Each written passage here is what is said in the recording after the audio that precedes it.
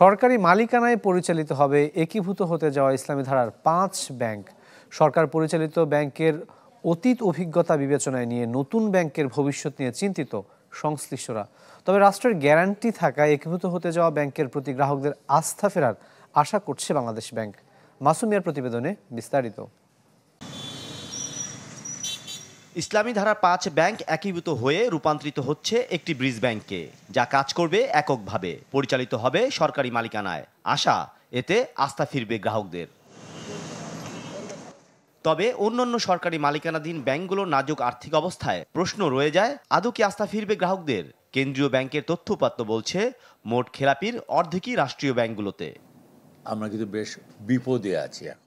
এমন শঙ্কা থেকেই কথা হয় অগ্রণী ব্যাংকের চেয়ারম্যানের সাথে। তিনি স্বীকার করলেন, সরকার পরিচালিত ব্যাংকগুলোর অভিজ্ঞতা সুখকর নয়। তাই আগামী দিনেও সরকারি ব্যবস্থাপনায় কতটুকু সফলতা মিলবে তা নিয়ে শঙ্কা রয়েই যায়।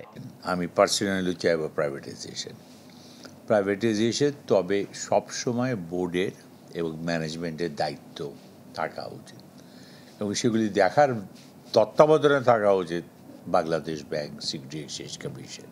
এটা খালি এই প্রাইভেট থেকে সরকারি, সরকারি থেকে প্রাইভেট, এটা করলেই কিন্তু কাজ হবে এরকম মনে হয় না। বাংলাদেশ ব্যাংক অবশ্য বলছে, রাষ্ট্রীয় মালিকানাধীন ব্যাংকের গ্যারান্টর খোদ সরকার।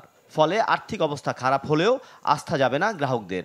এই 5টি দুর্বল ব্যাংক একীভূত হয়ে যখন রাষ্ট্রের মালিকানায় আসবে, সাধারণ মানুষের মধ্যে একটা বিশ্বাস সৃষ্টি হবে যে এই দুর্বল মার্জকৃত ব্যাংকের মালিকানা এখন রাষ্ট্রের হাতে, রাষ্ট্রের কাছে আমার আমানত সুরক্ষিত থাকবে।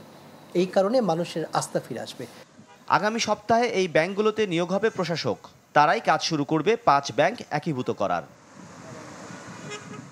মাসুম মিয়া, চ্যানেল 24, ঢাকা।